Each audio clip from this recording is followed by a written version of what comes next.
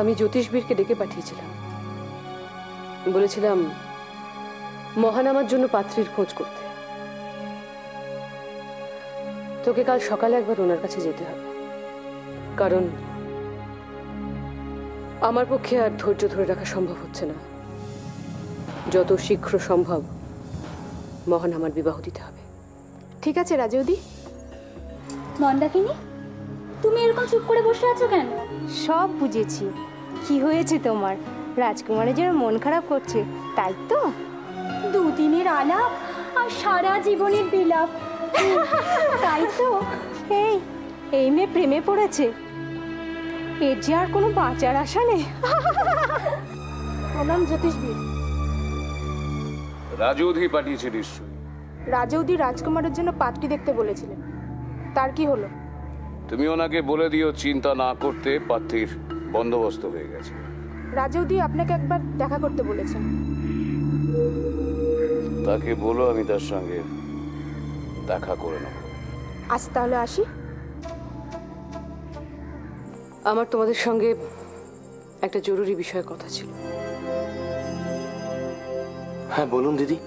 আমি তোমাদের আগেও বলেছিলাম উপদেশ, শোনোনি। এই না শোনার ফলটা তো দেখলে। আপনি ঠিক কি বিষয় বলছেন দিদি? আমি খনার বিবাহ বিষয়ে কথা বলছি। বিবাহ? তোমার অসুবিধাটা কোথায় ঋষিকা? অসুবিধা আবার কি? খনা এখন অনেক ছোট, এখনই ওর বিবাহ দেওয়াটা ঠিক উচিত হবে না। বাহ, কি দারুণ যুক্তি। তোমার কোন বয়সে বিয়ে হয়েছিল ঋষিকা? আমারই বা কোন বয়সে বিয়ে হয়েছিল? আমাদের ব্যাপারটা আলাদা। আচ্ছা, কি আলাদা? আপনি জানেন না কি আলাদা?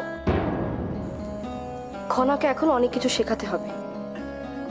ওকে এখন পড়াশোনা করতে কোনো দিন নয়, এই রাজ পরিবারের কোনো কন্যা সন্তান কোনো দিনও লেখাপড়া করেনি। খনার মা আমি, তাই খনার ব্যাপারে যে কোনো সিদ্ধান্ত শুধু আমিই নেব। মা, খনার যে এত বড় বিপদ হলো সেটা হয়েছে শুধুমাত্র তোমার জন্য। উপতিশ্বর মন অনেক বড়, তাই তোমাকে ক্ষমা করে দিয়েছে ঐশিকা, কিন্তু আমি তোমাকে ক্ষমা করব না। আপনার ক্ষমার কোনো প্রয়োজন নেই আমার রাজুদি। আমার কাছে আমার স্বামী আর আমার সন্তানই সব। নিজের সীমা লঙ্ঘন করার চেষ্টা করো না ঐশিকা। ভুলে যেও না তুমি কার সঙ্গে কথা বলছো। আমি একদম ভুলিনি রাজৌদি, মনে আছে বলেই তো এইভাবে কথা বলছি। ঐশিকা, আপনারা চুপ করবেন দিদি। আমাকে আমাকে ক্ষমা করবেন দিদি। আর ঐশিকা তুমি শান্ত হও। আপনাদের কাউকেই আর খনার বিষয়ে কোনো সিদ্ধান্ত নিতে হবে না। কিন্তু উপতিষ্য, ওর বিয়ে দেওয়াটা জরুরি। খনার বিবাহ সংক্রান্ত কোনো সিদ্ধান্ত খনার অনুমতি ছাড়া নেওয়া হবে না। আমি সিংহল নরপতি উপতিষ্য কায়মনোবাক্যে এই শপথ গ্রহণ করলাম।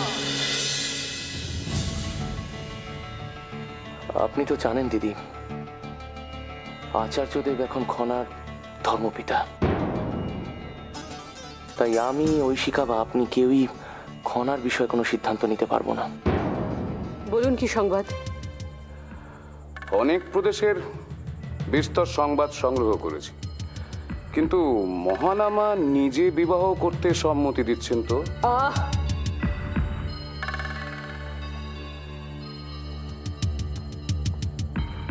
সেটা নিয়ে আপনার ভাবার প্রয়োজন নেই। হস্তিনেশ্বর প্রদেশের কথা, সে দেশের মহারাজা আদিত্যের কনিষ্ঠা কন্যা মৃধা। আমি গণনা করে দেখেছি, একদম রাজ্যটুক। কিন্তু লোকমুখে শোনা যায় মহারাজা আদিত্যের বংশের দেব অভিশাপ ছিল, তাই নাকি সেই বংশের নারীরা একটু বয়স্ক হলেই উন্মাদ হয়ে যায়। মহানামার বিবাহের ব্যাপারে আমি কোনো রকম খুঁত রাখতে চাই না। এই সাবধানতা তাই অবশ্যম্ভাবী। উজ্জয়িনী সম্পর্কে আপনার কোনো আপত্তি আছে? খানা খানা